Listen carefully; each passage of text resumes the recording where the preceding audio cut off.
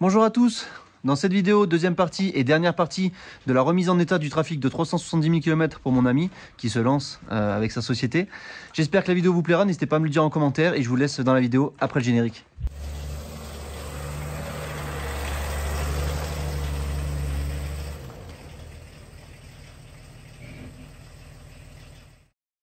De retour sur le moteur du trafic, j'ai commencé à remonter des pièces sans vous attendre. Donc j'ai remonté le collecteur d'admission, le papillon, enfin je dis papillon, c'est peut-être le débitmètre, je sais pas, on s'en fout.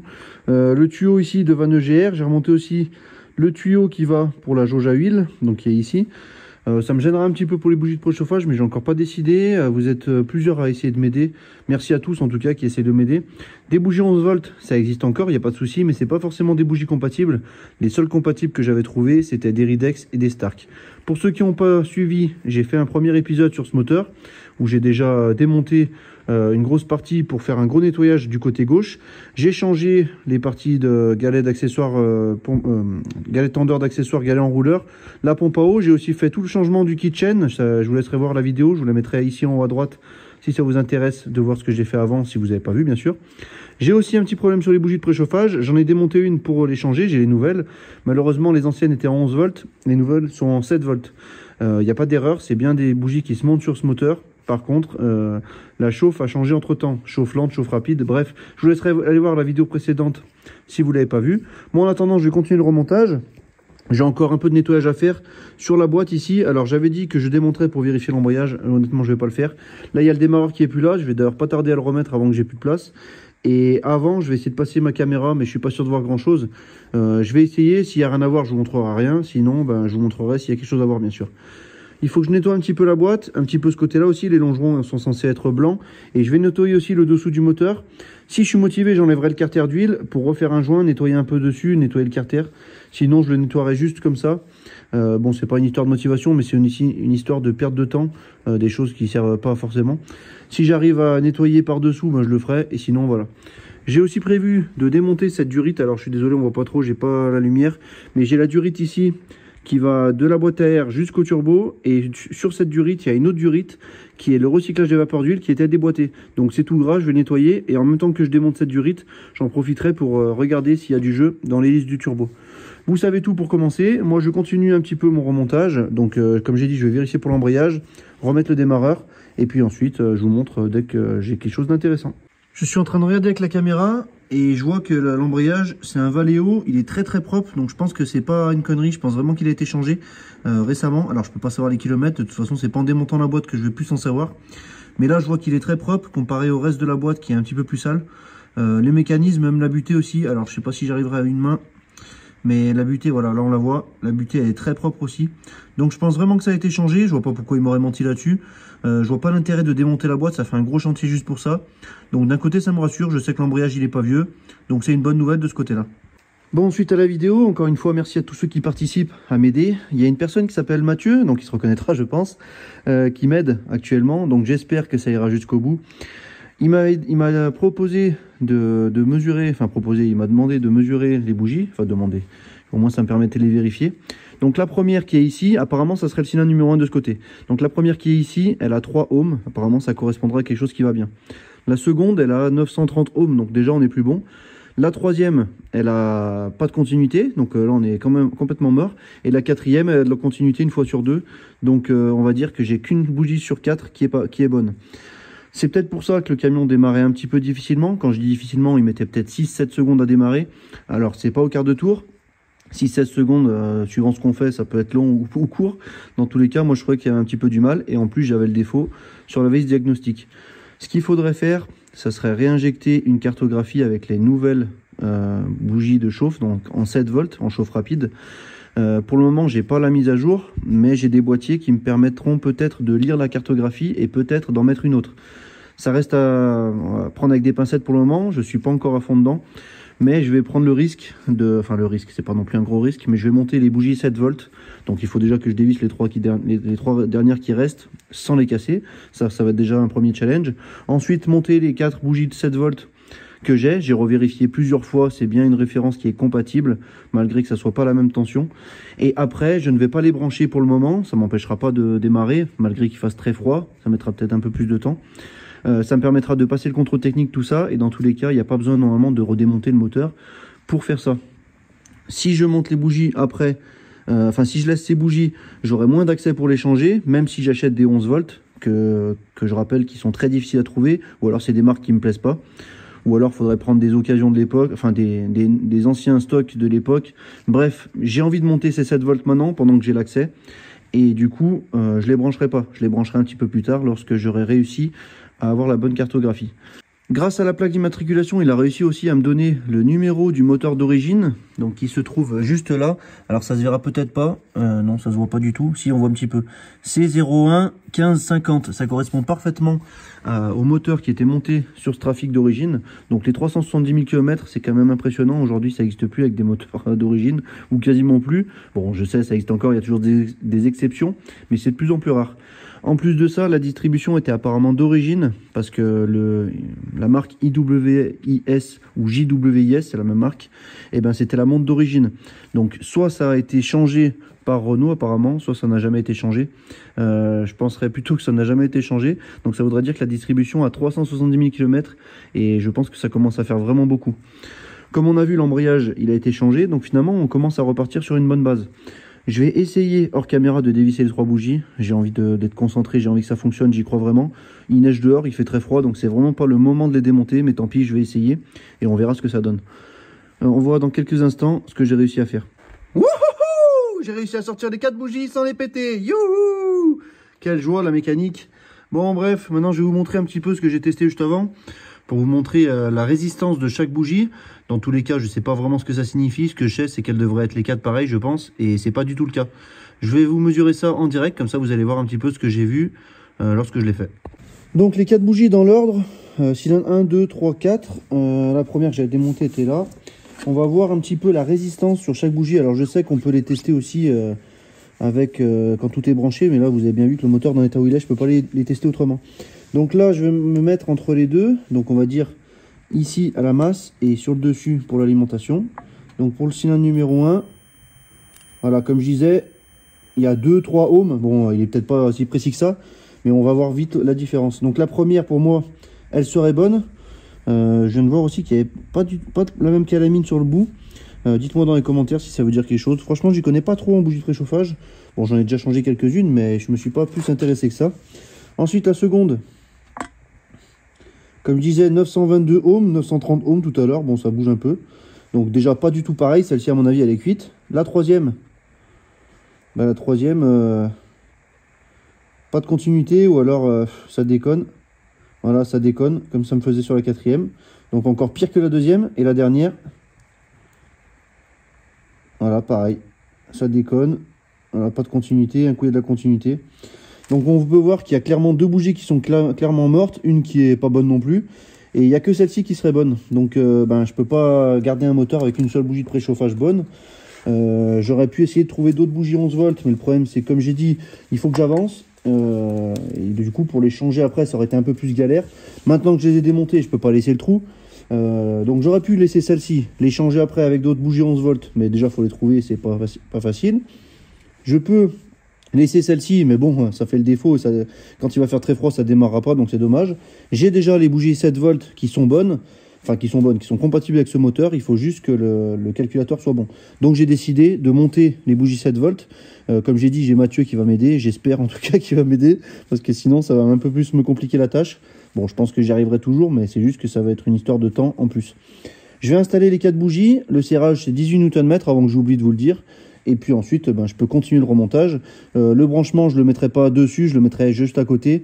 Et puis, je me ferai un petit peu chier pour les rebrancher. Mais ça sera toujours moins chiant que de dévisser les 4 bougies et de les réinstaller les nouvelles une fois que ça sera tout remonté. Je pense que je me suis répété 15 fois. Je pense que vous m'avez compris. Donc on se retrouve un peu plus tard quand j'ai remonté un petit peu plus le moteur. Bon, j'y ai pensé qu'après. Donc je vais vous barber encore un peu. Mais on peut essayer de voir la résistance sur une des nouvelles bougies. Donc là, je me mets à la masse sur le dessus. Voilà, j'ai 3 ohms, donc exactement comme celle-ci. Donc ça veut bien dire que les 3 autres sont mortes. Bref, on arrête là, je vous retrouve un peu plus tard. Je viens de démonter la durite d'admission qui arrive de la boîte à air jusqu'au turbo. J'en ai profité pour la nettoyer, je vous la montrerai après. Et là, avec la caméra, alors j'arrive à voir, alors j'ai déjà regardé. Donc du coup, on voit que le turbo, bon, il est pas si pourri que ça. Alors, il a un petit peu d'usure, c'est normal. S'il a 370 000, c'est tout à fait normal. J'ai tenu l'écrou, enfin la petite tichetée au bout avec mes doigts. J'ai essayé de le faire bouger. Il n'y a aucun jeu. Alors franchement, je suis surpris parce que je m'attendais au moins à avoir un petit jeu. Mais il n'y a vraiment aucun jeu. L'hélice tourne super facilement à la main. Bref, franchement, je suis assez surpris. C'est un petit peu compliqué de vous montrer. Déjà qu'avec deux mains, c'est compliqué. Et le turbo, malheureusement, vu qu'il est à l'arrière là-bas, je peux pas vous le montrer. Mais franchement, je suis assez surpris. Bon, c'est une bonne nouvelle, hein, encore une fois. Là, c'était la dernière chose qui me faisait un petit peu peur. Donc je vais pouvoir continuer de tout remonter et puis on se retrouve un petit peu quand j'ai tout remonté parce qu'il n'y a rien de plus intéressant.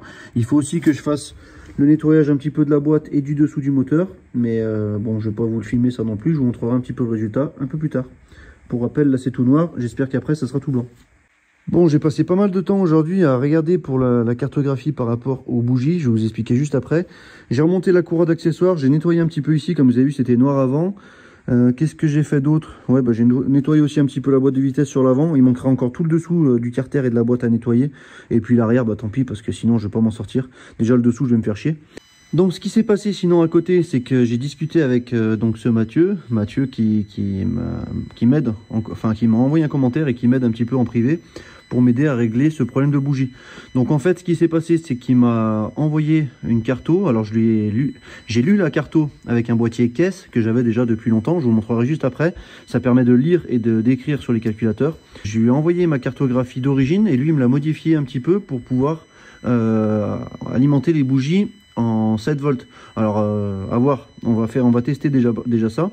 Là, j'ai encore pas remis la carto qu'il m'a envoyé, donc je vais mesurer la tension que j'ai en activant le boîtier de préchauffage avec la valise.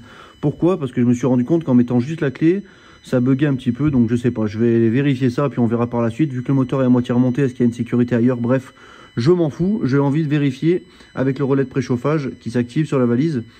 Donc je vais vous montrer avec le trépied la tension que j'ai lorsque j'active le relais de préchauffage. Donc là sur la valise, j'ai le contact, j'ai le moteur arrêté, je mets OK, ça va lancer le relais de préchauffage. Et là, je mets ce moins sur la masse, bon, peu importe la vis. Donc là, j'ai cette tension à l'arrêt. Bon, apparemment, c'est normal. Et si je mets le relais de préchauffage, voilà. J'ai le relais de préchauffage qui se lance à 14 volts. Alors, ça fait beaucoup de tension. C'est parce que la batterie est avec surchargeur. Elle est en charge avec le chargeur parce que pour le boîtier caisse, il faut pas que la batterie se vide. Donc, bref, voilà, c'est pour ça qu'il y a autant de tension. Donc là, on va dire que j'ai du 12 volts, quoi, en théorie. Ce que je vais faire maintenant, c'est que je vais injecter la cartographie que Mathieu m'a envoyée. Et ensuite, on remesurera ça. Je vous montre comment je fais. Bon, rapidement, hein, parce qu'on n'est pas là pour faire de la reprogrammation de calculateur. Je ne connais pas assez pour vous parler de ça, mais je vous montre en tout cas ce que je fais de mon côté. Donc, comme je disais, on se retrouve avec mon boîtier caisse V2. Donc, c'est un boîtier qui sert à lire et à reprogrammer les calculateurs. Il est branché en OBD2 sur le trafic. Alors, pour celui-là, ça marche comme ça. Pour d'autres, ça marche pas en OBD2. Bref, c'est un long sujet. Je vais pas en parler dans cette vidéo. De l'autre côté, il est branché en USB sur mon ordi. Ici, j'ai le logiciel K-Suite. Alors là, c'est la version 2.80 que Mathieu m'a envoyé aussi. J'avais pas une version aussi récente. La mienne aurait bien fonctionné. Mais enfin, mieux fonctionné avec celui-ci. Mais avec la version 2.80, j'ai des véhicules que j'avais pas. Là, par exemple, c'est un Trafic 2. Avec cette version, j'ai aussi accès au Trafic 3 que j'avais pas avant. Bon, pour le moment, j'ai pas de Trafic 3, mais bref. Donc, je suis allé dans la voiture. Là, je suis déjà mis. Donc, on choisit bien sûr Renault, Trafic. Donc, comme je disais, Trafic 2. Et juste en dessous, on voit qu'il y a Trafic 3. Avec mon autre version, je l'avais pas. Donc, ça me servira peut-être un peu plus tard. Ensuite, en dessous, il y a un petit peu tous les calculateurs qui existent pour ce moteur. Donc là, je crois que le mien, c'est de DCI 90 chevaux. Le 114 chevaux qui est là, c'est le même calculateur. Donc, je sais pas lequel c'est dans tous les deux. Bon, bref, on va choisir le 90 chevaux. Ensuite, je mets OK. Ensuite, ça me dit si c'est bien branché. C'est bien branché. Ensuite, je choisis K-Line. Bon, après, je ne vais pas vous faire un tuto. Hein, c'est juste ma façon de faire. Après, vous faites comme vous aurez envie. Select. Et ensuite, je vais écrire Writing. Donc, du coup, je vais réécrire la cartographie qu'il m'a envoyée. Je ne vous montre pas toute la procédure, mais en gros, il faut suivre ce qu'ils nous disent. Mettre le contact, pas mettre le contact. Ben, vous avez compris. Je fais l'écriture du fichier. Et puis ensuite, on regarde la tension que j'ai aux bougies après ça. Et voilà, l'écriture a été finie. Donc, OK. Donc là, non, ça devrait être bon. OK, voilà, impeccable. Donc là, maintenant, ce qu'on va faire, c'est qu'on va refaire le test pour mesurer la tension qu'il y a aux bougies en activant le relais de préchauffage avec la valise. Donc, c'est parti. Là, j'ai juste le contact qui est mis. Donc, j'ai 5 volts 97. Je mets le contact moteur arrêté avec le relais de préchauffage, je le lance. Et là, j'ai 10 volts et quelques. Donc ça fait encore un peu trop. À voir si j'enlève peut-être le chargeur. Je vais enlever le chargeur et je vais voir ce que ça donne. Bon, j'ai fait un autre test. Finalement, j'ai tout remballé parce que c'est tard et là, j'en ai marre. J'ai passé la journée là-dessus. En fait, oui, c'est 10 volts 20 à vide. Mais en fait, Mathieu m'a dit de mettre une bougie et de mesurer en parallèle. Donc, mettre une bougie dans le fil, la mettre à la masse. Donc, c'est ce que j'ai fait avec la bougie 11 volts, la seule qui marchait. Et mesurer quand même en parallèle de la bougie. Et en fait, effectivement, en mesurant comme ça, j'avais 7,2 volts. Alors, c'était un petit peu galère de tenir et de filmer en même temps. Même avec le trépied, on n'aurait pas bien vu. Mais bon, j'espère encore une fois que vous me faites confiance. Donc là, j'avais 7,2 volts avec la bougie en place. Donc c'est parfait pour les bougies 7 volts. C'est une modification qui n'est pas totalement d'origine, mais finalement, tant que ça marche, ça sera pas mal. Et en plus, il y a quelques petits suppléments dans ma carto, donc ça sera que du bonus pour mon pote. Maintenant, je vais continuer de remonter. Enfin, pour moi, là, je vais aller manger et me coucher parce que c'est tard. J'ai passé la journée là-dessus. Mais pour la suite de la vidéo, il faudra continuer le remontage. Donc, je vais changer les amortisseurs. J'en profite que ça soit un peu démonté, surtout pour le vase d'expansion, pour accéder aux coupelles. Et puis, je vous montre dès que c'est fait. Changement du filtreur avant de remettre la boîte à air. Devinez lequel c'est l'ancien, de quel c'est le nouveau. Bon, je vous fais la surprise. Si vous trouvez vraiment pas, demandez-moi en commentaire. J'ai branché les 4 bougies de préchauffage. J'ai monté la boîte à air avec le capteur du débitmètre, enfin je crois que c'est un débitmètre qui est ici. J'ai tout refixé, j'ai bien remis les câbles, tout ça. Et j'ai mis le contact, j'ai effacé les défauts, j'ai remis le contact. Donc le rayon de préchauffage s'éteint bien. Donc quand les bougies étaient débranchées, ça s'éteignait pas. Donc je pense que ça devait pas être alimenté, ça devait comprendre que c'était pas branché. Bref, tout ça va bien, j'ai relu les défauts et il n'y a plus de défauts. Donc plus de défauts sur les bougies comme il y avait avant. Donc c'est une très bonne nouvelle. Avant j'avais le défaut comme je vous ai montré dans la première vidéo, c'était boîtier de préchauffage, enfin court-circuit à la masse. Forcément j'avais 3 bougies sur 4 qui étaient mortes. Là je les ai changées, grâce à Mathieu, elles sont alimentées en 7 volts. Donc super, on verra bien sûr à l'usage comment ça démarre, mais pour le moment c'est pas le moment de démarrer, j'ai encore pas remis l'huile. J'ai pas nettoyé le dessous, j'ai pas changé le bouchon d'huile. Je vais aussi en profiter pour démonter le cardan côté passager pour changer le soufflet. J'ai peur que l'huile de boîte coule, donc je préfère garder la face avant un peu libre. S'il faut remettre de l'huile dans la boîte, ça sera peut-être plus simple. Peut-être que je me trompe, peut-être que de l'autre côté c'est plus accessible, je sais pas. Dans tous les cas, je vais faire ça. Je vais aussi pas encore remonter le vase d'expansion parce que comme j'ai dit, j'ai l'accès sur les amortisseurs avant que je vais remplacer. Et je vous montre tout ça dans la suite de la vidéo. Pour moi c'est dans quelques jours, mais pour vous c'est tout de suite. Dans le passage de roue passager, j'ai démonté l'amortisseur, rien de plus simple. Il y a 2 vis ici sur le pivot, une vis, enfin un écrou en haut, qui s'est bien dévissé d'ailleurs. L'amortisseur il est là, je vais le changer. Et j'en ai aussi profité pour retirer le cardan côté passager avec la patte. Donc comme on peut voir ici, il passe à l'intérieur avec le roulement. Et il y a 2 filetages, donc il y a 2 vis à enlever pour enlever le support. Ensuite il faut taper un petit coup, ça sort. Et comme on entend, il y a l'huile de boîte qui coule en enlevant le cardan. Donc j'avais mis le bac en dessous heureusement. Et j'ai prévu de l'huile neuve, même si normalement elle ne doit pas être vieille en théorie. C'est ce qu'on verra après, à moins qu'ils aient remis l'ancienne, ça c'est possible. Dans tous les cas j'ai prévu de la neuve. Là je vais attacher mon pivot parce que sinon ça va me tirer un petit peu sur le flexible de frein. Alors c'est pas très grave, hein. S'il lâche parce que ça tire un peu dessus, c'est qu'il était déjà mort. Mais bon, j'aimerais quand même éviter de l'abîmer parce qu'ils sont en bon état. Je vais mettre un gros coup de nettoyage parce que comme on peut voir c'est plein de gras. Parce que ici, le soufflet intérieur du cardan passager, il était bien percé, bien bouffé. Donc c'est pour ça que j'ai démonté le cardan, c'est pour changer ce soufflet. Je mets en place mon attache ici et ensuite je change le soufflet. Bon, je suis pas sûr de trop vous filmer pour le cardan, je vais vous montrer, j'ai expliqué quand même. Je sais que vous aimez quand je vous montre. Bon, je suis un peu galère, je suis tout seul pour filmer. Là, je me pourris les doigts, surtout quand c'est pour les soufflets de cardan. Donc comment ça se passe? J'ai découpé les 2 colliers. D'origine, il n'y a pas vraiment d'endroit pour les casser. Bon, en vrai, j'ai découpé. Ensuite, j'ai découpé le soufflet. Je l'ai encore pas ouvert, mais bon, comme vous voyez là, il doit s'ouvrir normalement. Voilà, il s'ouvre. Donc je vais l'enlever. Je me suis mis sur un chiffon que j'ai acheté tout de suite après parce que la graisse de cardan, c'est une horreur. La bonne nouvelle, c'est qu'il y avait encore de la graisse à l'intérieur. Donc c'est une bonne nouvelle parce que s'il n'y a plus de graisse, ça abîme le cardan. Là, c'est un tripode. Alors je vous montrerai quand j'aurai sorti. Et ensuite, je prends un kit de soufflet de cardan universel, mais bon, qui va bien sûr pour ça. Et du coup, j'ai le soufflet donc qui vient à la place de celui-là pour remplacer. C'est exactement pour ça qu'on voulait. Au fond, on a un sachet de graisse. Ça, c'est le circlip pour entre cet arbre et le tripode. Je vous montre juste après. Et ensuite, j'ai les 2 colliers, le grand, le petit. Donc là, je vais pouvoir facilement séparer l'arbre à câble, n'importe quoi. Le cardan le cardan extérieur de l'intérieur, parce que c'est juste un tripode qui est enfoncé à l'intérieur de ça. Par contre, pour passer le petit côté du soufflet, il va falloir que j'enlève les rouleaux. Je vais essayer quand même de vous mettre sur le trépied pour vous montrer tout ça. Bon, je bosse par terre, c'est pas idéal. J'ai pas vraiment de table de travail. La seule table que j'ai, c'est ma fontaine de dégraissage, mais je vais m'en servir juste après. Donc là, j'enlève le soufflet. Donc là, c'est bien. Là, vous avez intérêt d'avoir des gants parce que sinon, votre copine, elle va pas kiffer que vous lui touchiez les fesses. Bref, là, on enlève le soufflet. Et ensuite, comme je disais, c'est un tripode. Donc là, ça se sépare facilement. C'est pas censé s'ouvrir comme ça parce que c'est prisonnier entre la boîte et le porte-moyeu. Donc là, ici, je vais aller mettre un coup de nettoyage. Et en fait, tout ça pour expliquer qu'au bout, ici, il y a un circlip, ce qui permet d'enlever tout le tripode de l'axe et qui permet de passer le soufflet avant de le remettre. C'est pour ça qu'il y a un circlip dans le kit. Je nettoie tout ça et puis on voit ce que ça donne une fois que c'est propre. Donc de retour avec le morceau propre. Donc là, j'ai nettoyé, il faudra bien sûr remettre de la graisse après, mais ça, on verra après. Comme je disais, il faut que j'enlève cette partie des 3 tripodes. Donc ça, c'est des roulements et ça permet d'avoir le mouvement de cardan. Bon, je ne vais pas vous apprendre le fonctionnement d'un cardan, hein. Je pense que la plupart d'entre vous, je pense que vous connaissez déjà. Donc là, au bout de mon doigt, là, on peut voir qu'il y a un circlip au bout de l'arbre. Donc il faut que je fasse sauter ce circlip. Si je le perds, c'est pas très grave, j'en ai un autre. Il ne faudra pas que je perde les deux par contre.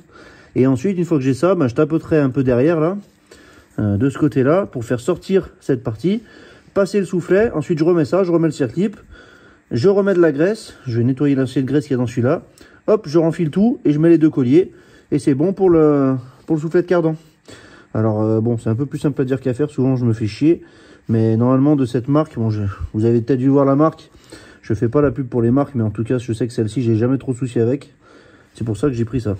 Bref, j'enlève le circlip, j'enlève ce machin, et puis je vous montre un petit peu plus tard quand j'ai fait la suite, parce que là le circlip, je risque de bien me faire chier, il n'y a pas d'oreille pour l'enlever. Bon ça va, j'en ai pas trop chié pour le circlip pour une fois, voilà. Oh, désolé, je vous ai fait bouger, j'espère que vous n'avez pas gerbé.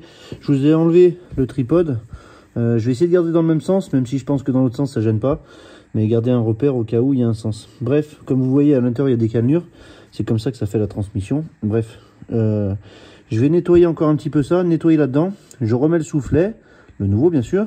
Je remets le tripode, le nouveau circlip qui vient devant pour le bloquer. Et puis je remonte tout. Ça fait 3 fois que je vous le dis, mais j'espère que vous avez compris au bout de la 3e fois quand même. Bon voilà, j'ai mis le soufflet neuf avec le collier. Alors le plus chiant, ça a été de mettre le collier bizarrement. Il est vraiment trop ajusté presque, mais bon. En plus je suis au trou le dernier, bon on s'en fout de ma vie, bref. Dans tous les cas, je vais remettre, comme j'ai dit, le tripode ici. J'ai réussi à récupérer le circlip, mais je vais mettre le nouveau quand même, en espérant qu'il ne me saute pas dans les yeux.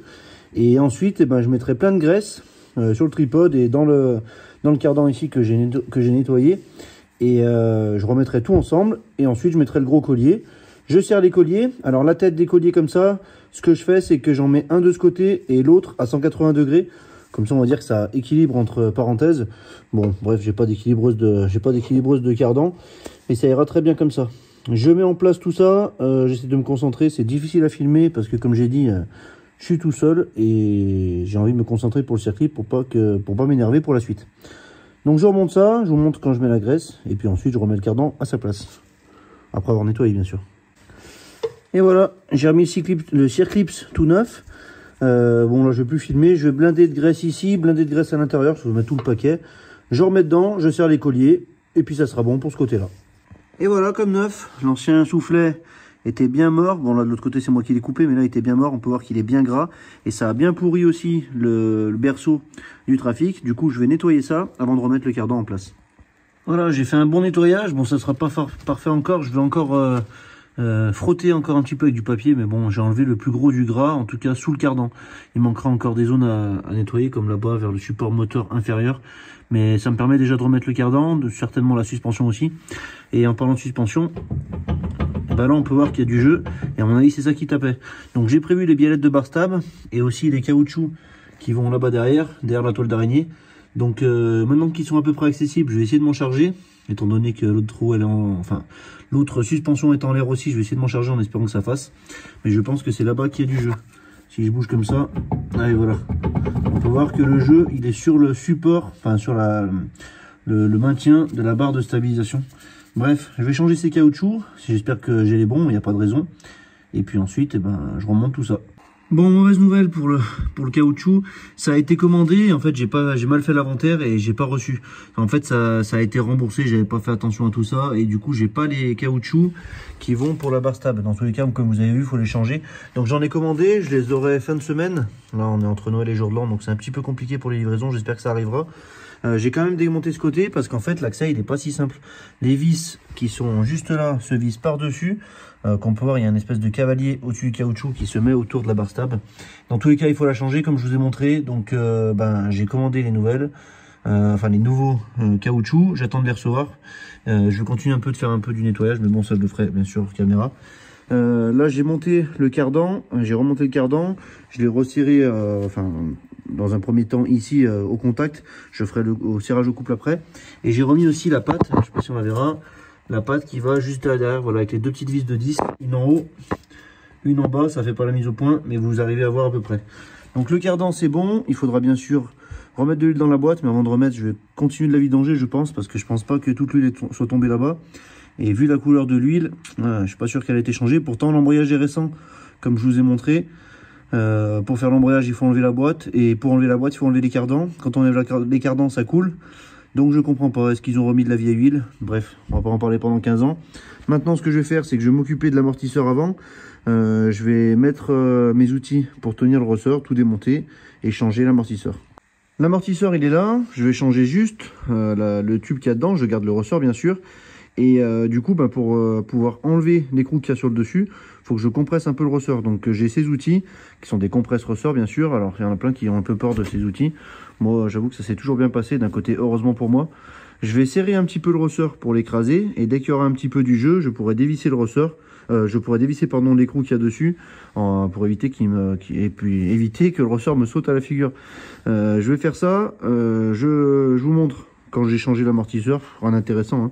Là, une fois que j'ai compressé le ressort en serrant ces outils, je dévisse cet écrou en tenant avec une clé à l'entor pour pas que la tige de l'amortisseur tourne. Et une fois que j'ai enlevé cette vis, c'est juste de l'enfoncement, de l'empilement à l'intérieur. Et puis je mets le nouvel amortisseur quand j'ai enlevé tout ça. Et voilà l'amortisseur neuf, donc ça se voit un petit peu par rapport à la propreté, mais ça se voit encore plus par rapport à l'état. Rien qu'à la main déjà, quand je le relève, si vous regardez bien, voilà, les vitesses où j'arrive à le descendre sur la partie du haut, regardez, là je suis tout en haut, voilà, il descend, il n'y a plus vraiment de course en haut, et après si je le descends, bon après forcément il y a des occasions, mais si je le descends, et ben il ne remonte plus, alors que le neuf, je vais vous montrer tout de suite avec le deuxième. Donc le deuxième neuf il est ici, je vais le remplacer juste après, c'est côté conducteur, bon c'est les mêmes, hein, juste qu'il se pose côté conducteur, et en fait comme on peut voir, déjà en haut, là il est remonté à fond. Donc déjà, si j'essaye d'appuyer, il ne descend pas d'un coup. Vous voyez bien qu'il y a quand même l'amortissement. C'est le but d'un amortisseur, c'est d'amortir les défauts de la route. Si par exemple on prend un dos d'âne sans amortisseur, la voiture oscillerait pendant très longtemps avant de se stabiliser. Alors que là, l'intérêt de l'amortisseur, c'est justement de faire un seul rebond et éventuellement un deuxième petit.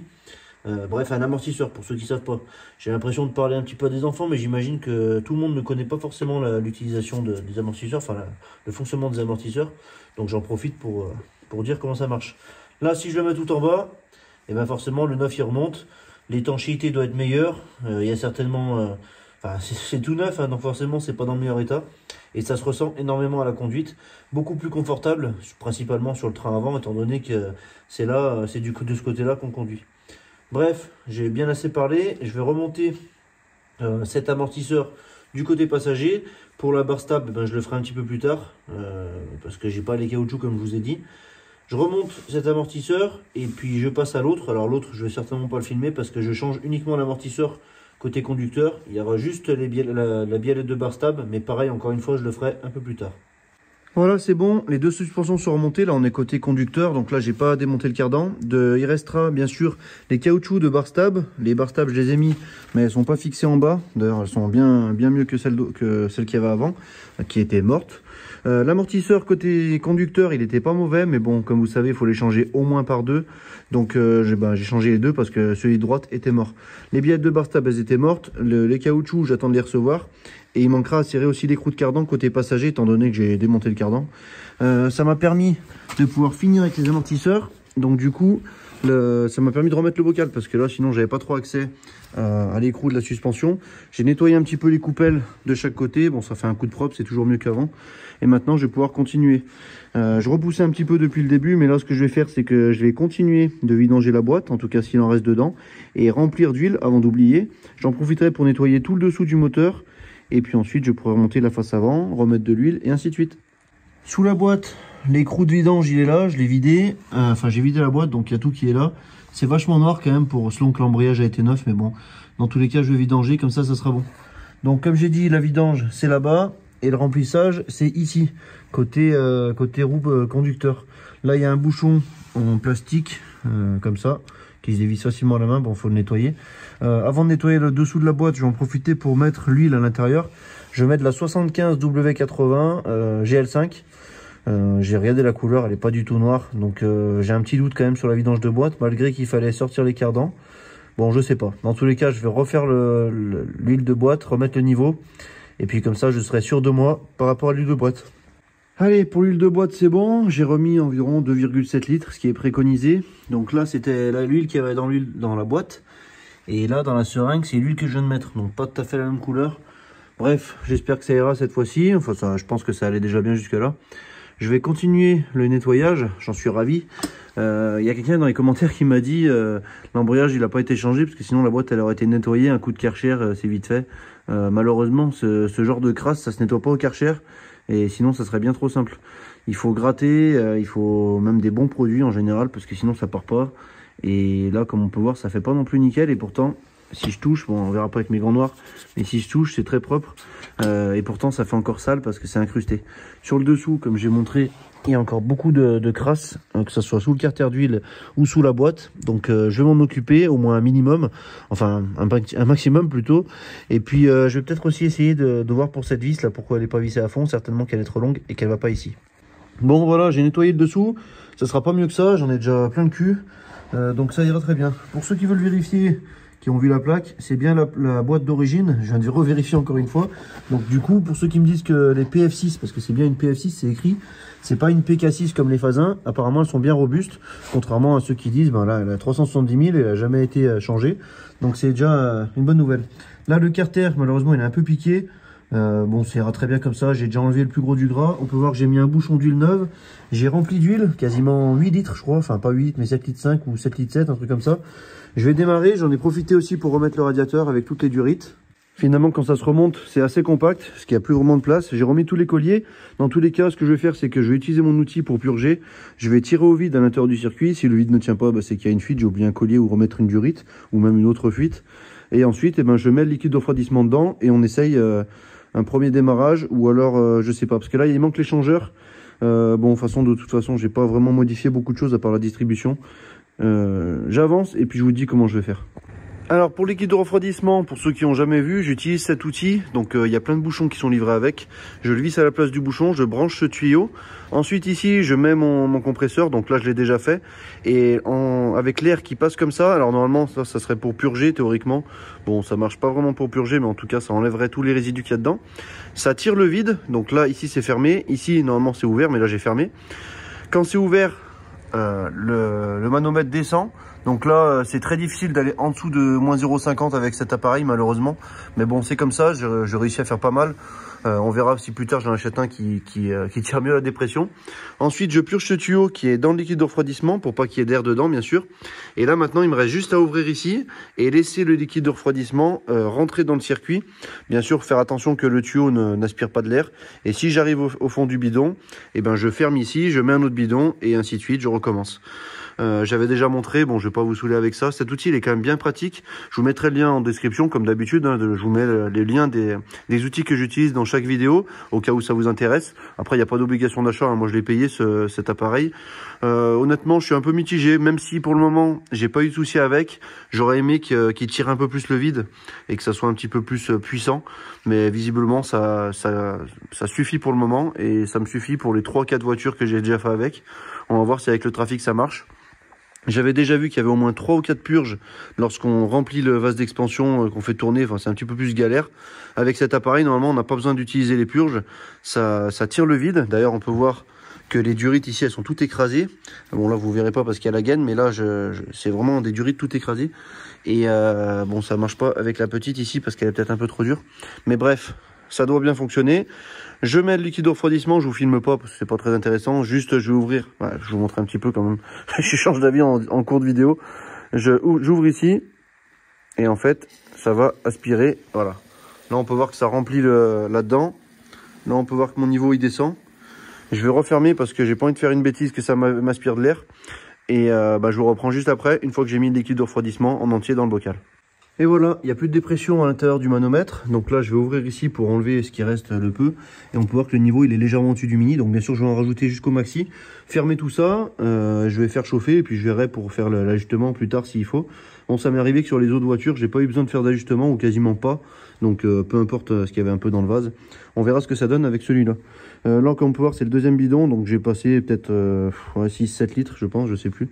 Je me rappelle plus combien j'avais. Bon, peut-être un peu plus quand même. Bref, je vais ouvrir ici, on va voir ce que ça fait. Voilà, il restait quasiment plus rien. Donc là, ça m'a enlevé le liquide de refroidissement qui était dans le tuyau. Comme ça, j'en fous pas de partout. Je démonte tout ça, je fais l'ajustement jusqu'au maxi comme j'ai dit. Et ensuite, je vais réfléchir si je mets l'échangeur ou pas encore. Comme j'aime bien m'équiper de plus en plus, je me suis acheté ce réfractomètre. Alors ça permet de mesurer la qualité, on va dire, du liquide de refroidissement, entre autres. Et du coup, j'ai acheté ça pas très cher. Donc il faut l'étalonner, c'est un peu bizarre honnêtement, je comprends pas trop comment ça fonctionne. S'il y a des experts, j'aimerais bien savoir. Enfin, je sais comment ça fonctionne, mais je comprends pas comment c'est possible que ça me donne cette valeur. Bref, il faut lever la vitre qui est ici. Au début, il faut étalonner, donc j'ai mis de l'eau distillée. Et à l'intérieur, il y a un trait. Alors, je sais pas si j'arriverai à vous montrer, mais quand on regarde à l'intérieur, voilà, en bas, c'est écrit Waterline. Et il y a une limite avec le bleu et le blanc. Donc, avec de l'eau distillée, Waterline, le trait qu'on voit en bas, il est pile poil entre le bleu et le blanc. Et là, comme on peut voir, je suis à moins 25 degrés en regardant au milieu. Alors désolé, j'arrive pas à vous montrer exactement là. Voilà, là j'arrive un peu mieux à vous montrer. J'espère que vous verrez bien. Et comme on peut voir ici, c'est bien du moins 25 degrés. Donc c'est un petit peu gadget peut-être. En tout cas, ça fonctionne bien pour le moment. Bon, ça vaut pas très cher, hein, et je voulais par curiosité voir comment ça marchait. Je trouve ça assez sympa. Ça permet de voir si la qualité du liquide de refroidissement est bonne et s'il a été peut-être mélangé avec de l'eau.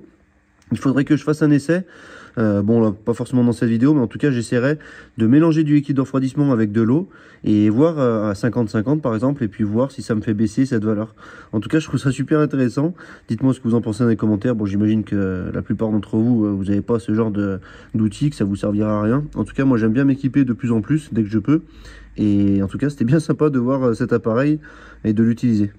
Bon, finalement, j'ai quand même fait un essai parce que j'étais curieux. J'ai mis la même quantité avec une pipette d'eau et de liquide de refroidissement moins 25 degrés. J'ai mélangé et j'ai mis à l'intérieur du réfractomètre. Et effectivement, on voit bien. Alors, je sais pas si ça se verra là. En tout cas, voilà. On peut voir que je suis à moins 9 degrés. Tout à l'heure, j'étais à moins 25. Donc, je suis vraiment entre les deux. Franchement, c'est bien sympa. En fait, je pense que cet outil, quand on sait s'en servir et quand on a besoin, je trouve que c'est vraiment pas mal. Là, ça permettrait de vérifier, par exemple, avec un vieux liquide de refroidissement, voir s'il a encore toutes ses capacités, s'il a déjà été mélangé avec de l'eau ou avec un autre liquide. Bref, moi, je trouve que c'est sympa. Ça vaut pas très cher, hein. Je vous mettrai éventuellement un lien si j'y pense, si ça vous intéresse, par curiosité, évidemment.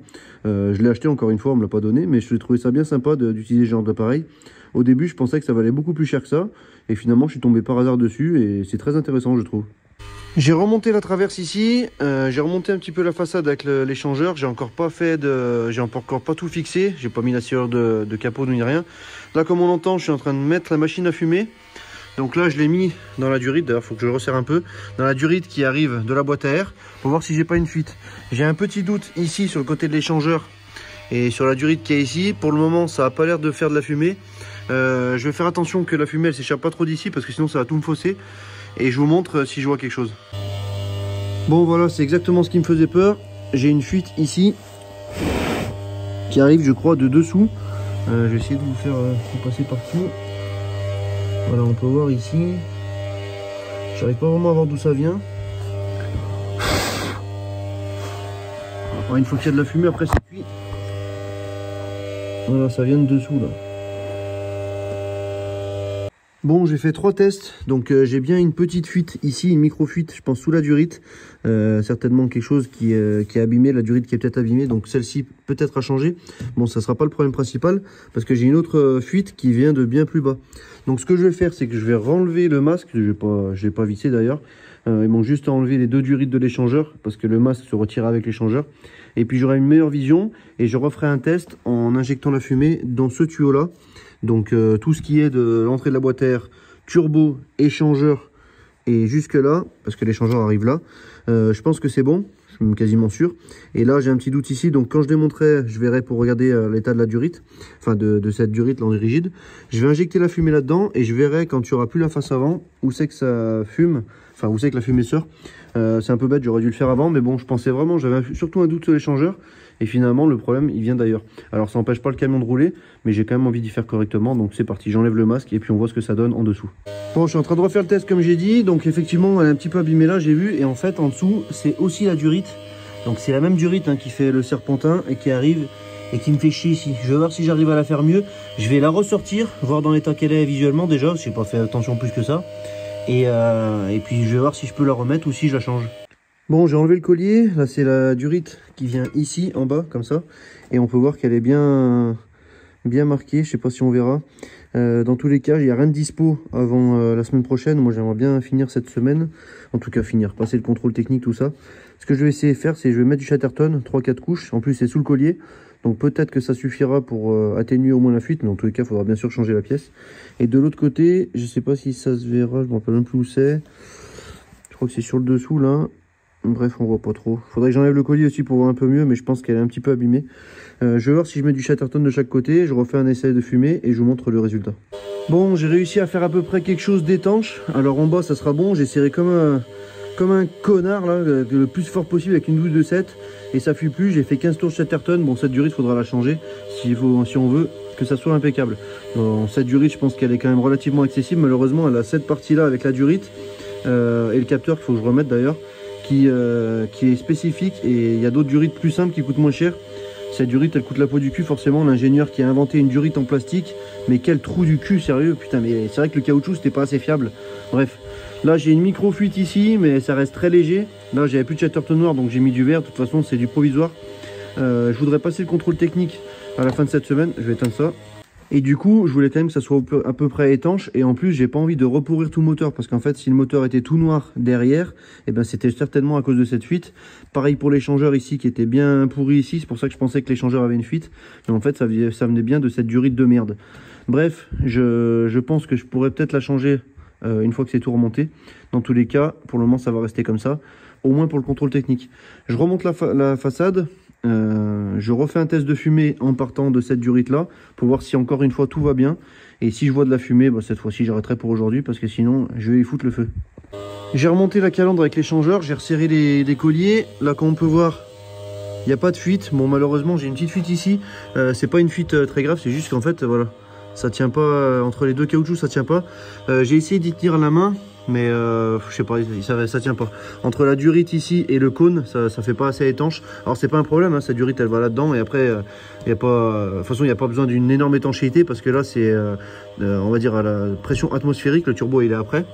Dans tous les cas, j'ai plus les fuites que j'avais ici, donc c'est déjà une bonne nouvelle. Je continue le remontage comme ça, je vais remettre la durite et puis pour moi ça sera bon comme ça. Et comme j'ai dit, voilà, là c'est avec tout remonté, la durite elle est encore accessible, même si elle est un petit peu loin, c'est encore accessible, donc pour la changer ça pourra se faire sans tout redémonter. Je continue le remontage et puis je vous montre une fois que c'est plus avancé. J'ai remonté toute la face avant, il manquera que les phares et le pare-choc et peut-être la calandre, je m'en peux plus comment c'est foutu. Bref, j'ai remis tous les plastiques, j'ai resserré la façade, là, la face avant, là on va voir. Que j'ai réglé aussi la serrure de capot que j'ai essayé. J'ai refait le niveau du liquide de direction ST, je crois qu'il en manquait beaucoup, enfin c'était en dessous du mini, mais il en manquait pas tant que ça, donc ça c'est impeccable. Et maintenant ce que je vais faire c'est que je vais vous mettre sur le trépied, on va essayer de démarrer. Alors normalement ça devrait démarrer direct parce que j'ai jamais désamorcé, j'ai pas changé le filtre à gasoil qui est juste là. D'ailleurs je le ferai mais un peu plus tard. l'air parce que, pour rappel, il y a eu du sel ou du sucre, je sais pas, dans l'entrée de la goulotte. Donc il faut d'abord que je nettoie ça. Il faut aussi que je remette du gazole parce qu'il y a quasiment plus rien dedans. Et puis comme ça, je ferai un peu tourner. Et au pire du pire, si ça passe dans le filtre gasoil, s'il y en avait déjà dedans, et ben je le changerai après. Mais dans tous les cas, pour le moment, il tournait bien, donc il n'y a pas de souci que ça change. On va voir avec les bougies de préchauffage si ça démarre mieux. Je vous mets sur le trépied, on regarde ça tout de suite.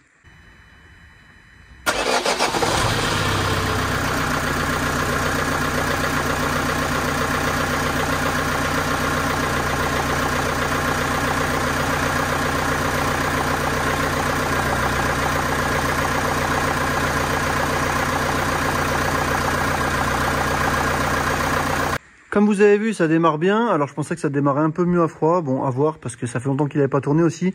À voir une fois qu'il aura refroidi. J'en ai profité pour remonter toute la face avant. Le pare-choc, il est fixé avec une vis au milieu. Et du coup, j'en ai profité pour changer la plaque. Alors ça peut paraître comme un petit détail. Mais ça, déjà, la police, ils aiment pas trop. Les contrôles techniques non plus. Et puis franchement, pour ce que ça vaut une plaque plexi, plutôt qu'une alu qui s'abîme comme ça, volontairement ou non d'ailleurs, et ben je trouve que ça fait quand même vachement plus propre. Maintenant, ce que je vais faire, c'est que je vais passer à la suite. Donc je vais changer 2-3 bricoles qu'il y a autour. Je vous montre ça tout de suite. Bon, alors déjà, il y a ce feu arrière là qui est un petit peu abîmé, un petit peu rayé là. Il est cassé ici, je sais pas si ça se verra bien. Voilà, il est cassé là, il est cassé en bas. Là, le morceau, bah voilà, comme on peut voir, il s'ouvre carrément. Donc je voulais changer ce feu arrière. J'en ai acheté un qui est tout neuf, qui est made in Taiwan. Donc finalement, ils sont pas si mauvais. Et je vais remplacer ça. Normalement, les ampoules, il faudra que je vérifie. Je crois que sur le contrôle technique, il y avait le feu arrière gauche qui déconnait. Je sais pas si ça avait été remplacé, mais je vais vérifier ça. Donc pour les feux arrière, déjà, je m'occupe de ça. Et ensuite, je ferai aussi la serrure du bas de la porte, de la deuxième porte qui s'ouvre. Elle était bloquée, fermée, un peu grippée à force qu'il y ait de la poussière, toute la merde qui vient en bas. Et du coup, j'en ai commandé une nouvelle. Je la change dans la foulée. Bon, pour le feu arrière, je peux pas pour le moment parce qu'en fait, je peux pas ouvrir les portes avec mes servantes. Je peux pas avancer le camion, il n'y a plus les roues avant. Et je peux pas remonter les roues avant parce que je vais attendre mes cylindres blocs de Barstab. Bref, je me suis occupé de la serrure. Donc comme je disais, la vieille serrure, elle était toute grippée, toute coincée. Forcément, c'est celle qui vient en bas ici. Alors comme on peut voir ici, c'est écrit parce que forcément, c'est une pièce d'occasion que j'ai achetée. Et celle-ci va très bien. Ici aussi, j'ai tout nettoyé parce que c'était bien pourri à l'intérieur. Et j'en ai profité aussi pour resserrer ici le dessus, alors pas le plastique mais les deux vis qu'il y a là, parce que c'était complètement dévissé et la porte tenait quasiment plus. Donc maintenant, quand on claque bien en haut, elle tient parfaitement, et en bas c'est pareil, voilà, ça bouge plus du tout. Alors qu'avant je bougeais, enfin la serrure d'avant, la serrure d'en bas pardon, se fermait pas. Donc forcément, ben, ça bougeait un petit peu. Alors c'est pas très grave, mais c'est quand même pas très de sécurité, parce que si ça claque mal en haut, et ben il n'y a pas la sécurité en bas. Bref, pour la serrure c'est bon. Le feu arrière, je vais attendre un peu. Je viens de remplacer la plaque à l'arrière. L'ancienne, elle avait le 8 qui était un petit peu foiré. Bon, ça servira certainement pour une remorque, donc je vais la garder de côté. Ici, j'ai fait un petit peu de remise en place. Là, ici, j'ai redévissé le garde-boue, enfin le passage de roue était mal mis.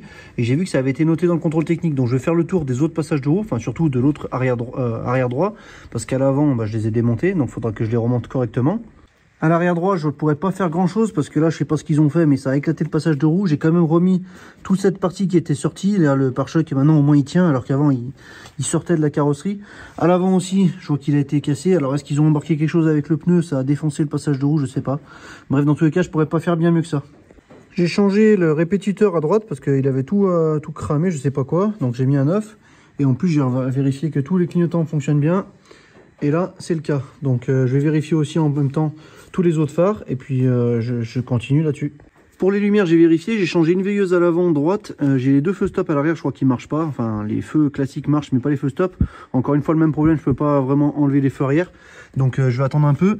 Là, j'ai monté le support de bouton de la vitre. Alors, je l'ai retrouvé dans la porte avant gauche. Et celui-là, c'est un neuf parce qu'en fait, l'autre, il était cassé, il n'est plus. Donc, forcément, bah, j'ai remplacé ça parce que bon, l'interrupteur qui tombe dans la porte, c'est pas génial. C'est pas très agréable. On voit que c'est bien pourri. Il va falloir que je fasse un gros coup de nettoyage. Ici, il manque la grille. Malheureusement, celle-ci, je l'ai pas retrouvée. Bon, je l'ai pas prévu. Donc, pour le moment, ça restera comme ça. Qu'est-ce que je vais faire aujourd'hui? Normalement, je dois recevoir les cils en bloc de Barstab. En plus, ça arrive dans l'après-midi, c'est bien chiant d'ailleurs. Mais bon, c'est pas grave, je vais attendre. Et en attendant, je vais m'occuper du siège. Je vais débarrasser un peu tout ce qu'il y a dedans et je vous parle du siège tout de suite. Alors pour ceux qui se rappellent pas, le siège il est vraiment dans un sale état, il y a carrément un gros trou ici, c'est vraiment pas très confortable et en plus c'est noté sur le contrôle technique. Alors bon, le contrôle technique, j'en ai un peu rien à foutre tant que c'est en mineur. C'est surtout que le confort c'est vraiment pas du tout agréable, surtout pour conduire régulièrement avec, pour monter dedans. Bon, c'est un petit peu la maladie sur ces camions. Et il y a Tony, c'est la personne de Webglass qui m'a changé le pare-brise, qui m'avait dit qu'il existait un site qui vendait des sièges, enfin des assises de siège refaites pour les trafics. Alors au début je pensais pas que ça serait aussi bien, entre parenthèses. Bon, ça m'a quand même coûté 200 balles hein, l'assise complète avec la mousse. Je vais vous la montrer, c'est exactement la même avec le même tissu. Bon, forcément il est neuf, donc à côté du reste ça va peut-être à faire un peu tâche, à voir si je peux pas nettoyer, mais bon, ça c'est encore un gros boulot. Je vous montre déjà l'assise que j'ai reçue et puis on voit après pour la remplacer. Donc voilà l'assise que j'ai reçue, il y a la mousse à l'intérieur, forcément il n'y a pas le gros trou, donc c'est déjà beaucoup mieux. C'est le même tissu qu'à l'origine, sauf que là il est propre, alors forcément comme j'ai dit ça va faire tâche. Déjà ce que je vais faire dans un premier temps, c'est que je vais essayer de l'installer. Normalement c'est pas très compliqué, il est juste clipsé par dessous, attendez je le retourne. Voilà, si j'ai bien compris, c'est ces pièces là qui se clipsent dans des petites barres en ferraille, donc ça, sur les côtés, pareil, et à l'arrière il me semble qu'il y en a un aussi. Donc apparemment ça a déjà été fait, enfin il y en a déjà plein qui l'ont fait. Donc je vais essayer déjà d'enlever l'ancien sans retirer le siège du camion, ça serait bien. Ici en allant en reculant. Ça va être difficile à filmer, je vais essayer de vous montrer un petit peu avant. Donc là on est sur le dessous à l'avant, à voir si j'arrive à déclipser, ça doit être par là. Bon, je vais regarder un petit peu, c'est difficile à filmer, j'aimerais éviter de sortir le siège, même si ça serait pas mal pour nettoyer, mais bon c'est aussi beaucoup de temps. Je vais essayer d'enlever la première assise, enfin l'assise qu'il y a dedans. Une fois que c'est enlevé je vous montre. J'ai monté l'assise, alors très facile à monter, il suffit de l'insérer, de clipser derrière, il n'y a rien de très tendu. Enfin c'est bien assez tendu, mais c'est pas impossible à mettre, franchement très facile à mettre. Je suis juste un peu déçu pour la couleur, pour moi je vois ça bleu, alors peut-être que je suis daltonien, je sais pas.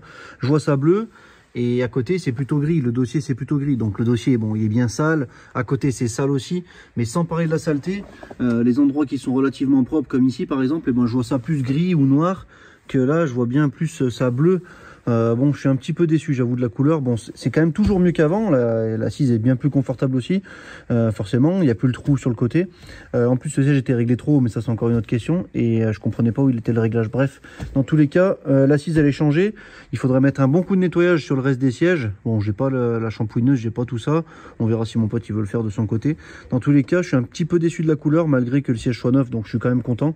Est-ce qu'il vaut mieux un siège qui ressemble, pas tout à fait de la même couleur, ou un truc rien à voir, qui fait rafistolage? Je sais pas. Dans tous les cas, ça sera bien plus confortable comme ça pour conduire et ça sera pas noté au contrôle technique. Maintenant, qu'est-ce qu'il me reste à faire? J'ai reçu les cils en bloc il y a 5 minutes, donc je vais les monter à l'avant et puis au moins je pourrai le remettre sur ses roues. Donc là, j'ai le 9 à droite. On voit clairement que le trou il est plus petit à droite qu'à gauche. Là, ça battait à fond dans les anciens. C'est pour ça qu'il fallait y changer.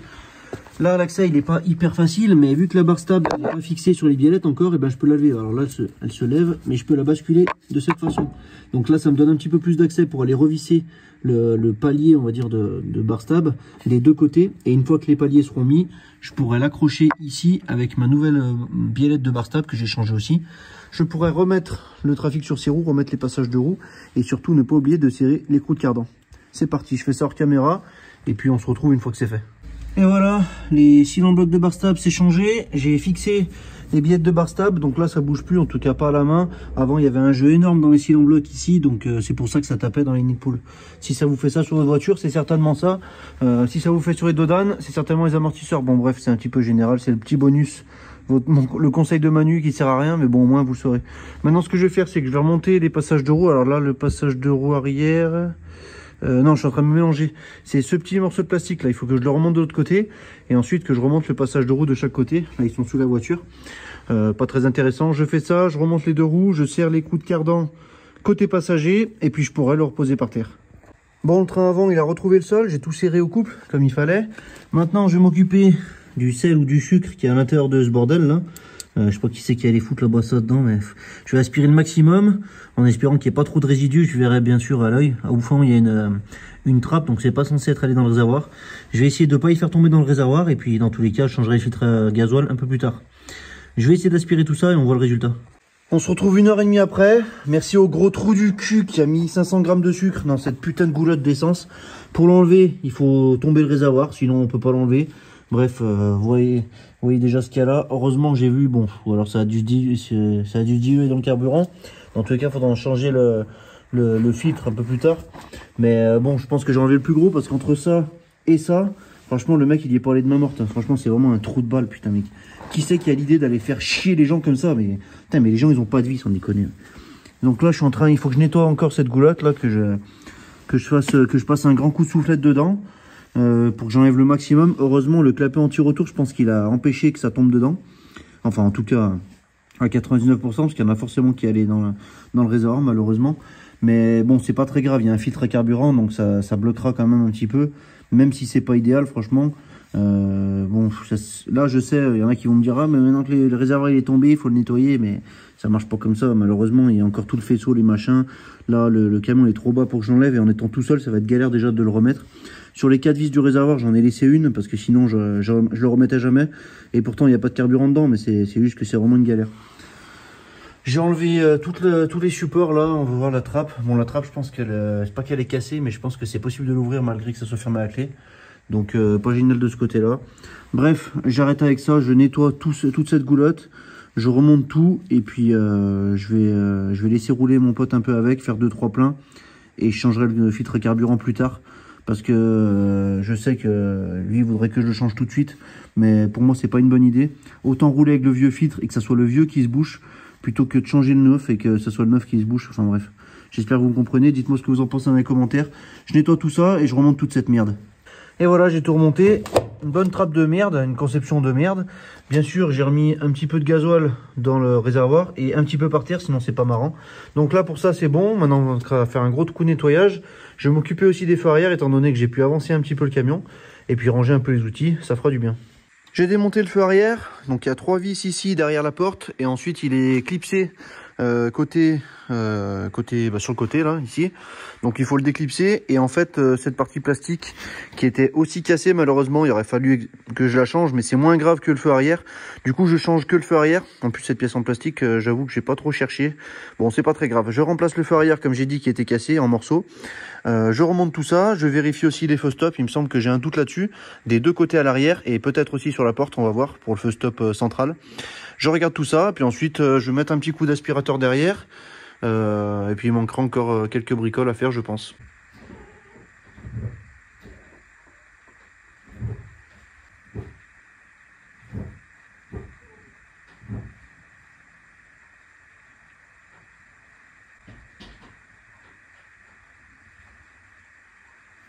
Je pense que je vous aurais montré, j'ai filmé pour parce que je suis tout seul, donc j'ai changé feu stop en haut, feu stop à gauche, à droite en fait il fonctionnait, et j'ai changé aussi le feu de recul à droite, il fonctionnait juste à gauche, le feu anti-brouillard il est juste à gauche ici il n'y a pas d'ampoule.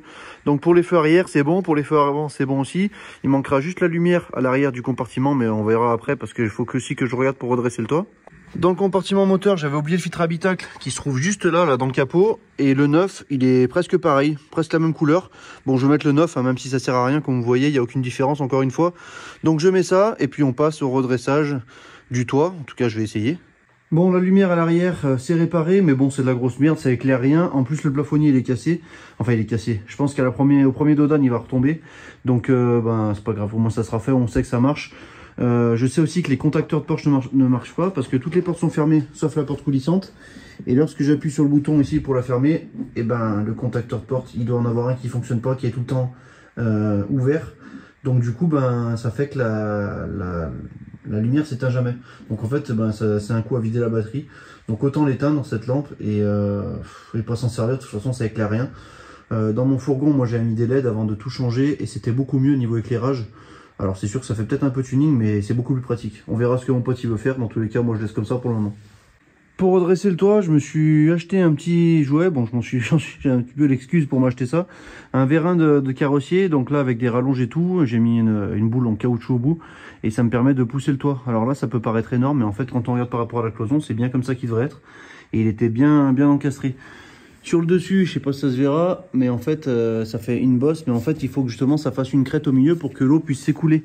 Donc je vais redresser, ça sera certainement pas parfait, encore une fois. Mais le but, c'est que l'eau, elle stagne pas dessus, surtout. Et que ça soit un petit peu plus remis pour que l'eau s'écoule plus facilement. Et que ça laisse pas de la crasse, comme il y avait là, justement, avec toutes ces taches noires. Bref, je vais pousser un petit peu. Le but, c'est pas de faire du neuf, hein, c'est de faire du mieux possible. Là, on peut voir que ça fait bien le ventre à l'intérieur. Donc du coup, je continue de redresser et on voit ce que j'arrive à faire avec ça. Bon bah voilà, alors je sais pas comment ça rend en vidéo, mais je m'attendais vraiment pas à avoir un aussi bon résultat. Alors bien sûr, si on remarche sur le toit, ça va se retordre parce que c'est de la tôle assez fine. Il y a qu'à l'avant où c'était vraiment trop tordu, j'ai redressé vers le haut, ça fait pas très joli, mais dans tous les cas, dans l'ensemble, c'est quand même super bien revenu, je suis assez surpris. Je suis super content de mon vérin de carrossier, même si j'aurais peut-être pu faire sans. Il y en a qui vont me dire qu'en tapant ça aurait fait, non, ça revenait, je me serais fait mal, et puis j'ai plein d'autres chantiers en cours, et si vous voulez une vidéo de temps en temps, eh ben, il faut pas que je me fasse trop mal. Ce coffret de vérin de carrossier, alors je l'ai payé, hein, mais je vous mettrai quand même un lien si ça vous intéresse. Franchement super bien. Alors là au bout, comme vous avez vu, j'ai mis le caoutchouc là pour pas que ça fasse un gros pli ou que ça m'abîme trop, que ça compresse un petit peu sur plus large. Alors ça c'est limité à 1 tonne, mais il y a des outils comme par exemple celui-là là, où ça permet d'écarter, donc ça permet d'écarter les deux pattes qui sont là. Alors après on peut s'en servir pour plein de choses, hein. On a toutes sortes de supports, on a quelque chose comme ça pour mettre dans une fente, on peut aussi s'en servir un petit peu comme d'un cric à talon, c'est-à-dire qu'on met cette pièce là et l'autre pièce de l'autre côté, ou dans l'autre sens, et on peut écarter sur le côté. Franchement c'est vraiment super bien ce coffret, ça fait longtemps que je le voulais, j'avais pas forcément eu l'occasion de l'acheter pour m'en servir, et puis là bah, c'était la bonne opportunité pour trouver une excuse pour acheter encore un outil. Je vous mettrai le lien si ça vous intéresse, et sinon pas besoin de regarder. Pour le toit, pour moi c'est bon, même si ça aurait pu encore être mieux comme j'ai l'habitude de dire. La lumière, pour ceux qui ont vu, je l'ai enlevé parce que le moindre choc dans le toit, ça l'a fait tomber. Donc si mon pote il veut de la lumière, je lui conseillerais quand même de mettre plutôt un espèce de bandeau LED ou un espèce de spot qui s'allume et qui s'éteint à la main. Ce serait beaucoup plus simple et beaucoup mieux quand on est de nuit, qu'on veut voir à l'intérieur du camion. En tout cas, moi, c'est ce que j'avais fait dans le mien. Je viens de passer un gros coup d'aspirateur pour enlever le plus gros de la merde à l'arrière. Alors pour l'état concours, mon pote il s'en chargera. Et moi ce que je vais faire, c'est que je vais refermer tout ça, je vais le mettre dehors. Je vais mettre un gros coup de Karcher de partout, nettoyer aussi avec le gant pour enlever tous les résidus parce qu'il a traîné pendant très longtemps, pour qu'il soit un minimum présentable quand même. Et ensuite il restera le contrôle technique. Malheureusement là à l'heure où la vidéo elle sort, c'est dans quelques heures pour moi, donc j'aurai pas le temps de faire le contrôle technique. Les cils en bloc du train avant, ça m'a mis un peu dedans, sinon j'aurais eu le temps, mais bon c'est pas grave. Dans tous les cas, pour le contrôle technique, je mettrai le résultat en commentaire épinglé sous la vidéo. Bon, c'est pas le plus important, comme vous avez vu, j'ai refait tout ce qui était négatif au contrôle technique précédent. Alors il peut y avoir des nouvelles choses, hein, parce que d'un contrôle technique à l'autre, vous savez très bien que ça peut changer, mais dans tous les cas je mettrai le résultat en commentaire épinglé. Je le sors pour le nettoyer et ensuite je fais un petit essai routier pour vérifier que tout va bien sûr. Bon, je l'ai sorti, il pleut, c'est pas la meilleure météo pour nettoyer, mais là le problème c'est pas d'avoir quelque chose de propre, brillant, surtout d'enlever toute cette merde. Donc là je vais nettoyer principalement les endroits qui sont comme ça, le dessus, mettre un gros coup de Karcher et voir comment ça rend. Je vais vous faire des petits avant-après. Il pleut, il commence à faire nuit, donc je vais me dépêcher. En plus il faut que j'aille faire l'essai avant de sortir la vidéo bien sûr, et la vidéo sort dans quelques heures, donc il faut que je me dépêche. Bref, voici avant pour le capot. Vous aviez peut-être déjà vu un peu avant. On voit que c'est bien dégueulasse sur le côté aussi. Sur le côté c'est bien noir. Je vais essayer de nettoyer au maximum, hein. Derrière c'est dégueulasse, donc je vais essayer de faire quelque chose au mieux. Je vous montre vite fait dessus. Voilà, dessus c'est bien dégueulasse aussi, donc je vais essayer de faire quelque chose qui se rapproche le plus possible du blanc d'origine, et puis je vous montre une fois que c'est fait. Bon, je suis trempé, mais le toit il ressemble enfin à quelque chose, ça sera toujours mieux que rien. Pourquoi je suis trempé? Parce que j'étais sous la gouttière lorsque je nettoyais avec le Karcher. Bref, j'ai fait à peu près la face avant, un petit peu tout le côté droit, un petit peu le gauche, il manque l'arrière, mais honnêtement ça ne sera pas nettoyé parfaitement. De toute façon le but c'est de remettre un coup de propre, et puis après mon pote s'il veut faire du concours, un état concours, comme j'ai dit, comme l'intérieur, il le fera lui-même. Après je vais mettre un coup aussi du côté gauche, surtout pour que ça fasse moins dégueu au contrôle technique, même si c'est pas jugé au contrôle technique, mais aussi pour le plaisir personnel d'avoir quelque chose d'un peu plus propre que lorsque je l'ai acheté. Je continue et je vous montre le résultat vu d'en bas. Je suis en train de le laver et je me dis que je vais vous montrer quand même la différence, parce que j'ai peur qu'après, une fois que ça soit tout propre, on voit plus. Là clairement c'est bien blanc à droite et à gauche c'est bien noir. Franchement ça fait vraiment une grosse différence. J'ai même pas frotté, c'est juste avec le Karcher. Bon là c'est vraiment sale parce que c'est les résidus qu'il y avait sur le toit. Il me reste plus que ce côté à nettoyer et je suis allé faire un essai. Je vous ai pas filmé mais je vous explique juste après. Bon voilà, j'ai fini le nettoyage, je suis assez content du résultat, finalement il est bien revenu. Alors bien sûr c'est pas un état concours, mais ça fait beaucoup plus propre et beaucoup plus discret. Avec les nouvelles plaques ça fait vraiment propre je trouve. Il manquerait juste des petits enjoliveurs, malheureusement il n'y en avait qu'un quand je l'ai acheté, donc je préfère l'enlever plutôt que d'en mettre un sur 4. Mais c'est vrai qu'avec les petits enjoliveurs Renault au milieu ça fera encore plus propre. J'espère que mon pote il sera content, je suis pas sûr qu'il verra la vidéo avant de récupérer le trafic parce qu'il le récupère dès lundi. Et en parlant de lundi, il manque le contrôle technique à faire, donc j'ai pris rendez-vous pour lundi matin. Je mettrai en commentaire épinglé dès que je saurai le résultat du contrôle technique, comme ça si ça vous intéresse, vous pourrez le lire en dessous de la vidéo dès que ça sera disponible. Comme je disais tout à l'heure, je suis allé essayer le trafic. Alors j'ai pas fait un grand tour, je l'ai serré un petit peu plus en allant au contrôle technique, mais il marche très bien, peut-être même un peu mieux que lorsque je suis allé chercher. Alors est-ce que c'est grâce à la distribution ou au petit bonus que Mathieu m'a mis dans la carto, ça je sais pas. Dans tous les cas, il fonctionne très bien. C'est un 115 chevaux, au cas où je l'avais pas reprécisé. J'avais dit 90 chevaux dans la première vidéo, mais en fait c'est bien un 115 chevaux. Quand je mets la plaque sur Oscaro ou n'importe quel site ou Autodoc ou quoi que ce soit, ça me dit que c'est un 90 chevaux, mais le code moteur et les 7 chevaux fiscaux sur la carte grise, ça me dit bien que c'est un 115 chevaux. Dans tous les cas, c'est les mêmes moteurs, les mêmes calculateurs. Il y a peut-être la cartographie qui change et peut-être d'autres conneries, mais en tout cas, c'est quasiment les mêmes. Et voilà, ça sera tout pour ce trafic. Personnellement, je suis très content du résultat. Dites-moi ce que vous en pensez en commentaire. Merci encore à Mathieu de m'avoir aidé pour le problème des bougies de préchauffage. Je vous ai expliqué dans la vidéo. Pour tous les outils que j'utilise dans chaque vidéo, je vous mets en description. Je ne le dis pas à chaque fois, mais en tout cas, c'est le cas. Vous pouvez aller voir en dessous de la vidéo. En général, je mets des liens des outils que j'utilise dans les vidéos. Je vois qu'il y a certaines personnes qui me demandent des fois qu'est-ce que c'est comme outil. Et en général, je mets le lien en description. N'hésitez pas à me dire ce que vous en pensez de tout ça en commentaire, ce que vous avez pensé de la vidéo. Le prochain projet, il est déjà dans l'atelier. Je vous montre ça très bientôt. Et puis, je vous dis à bientôt dans la prochaine vidéo. Salut!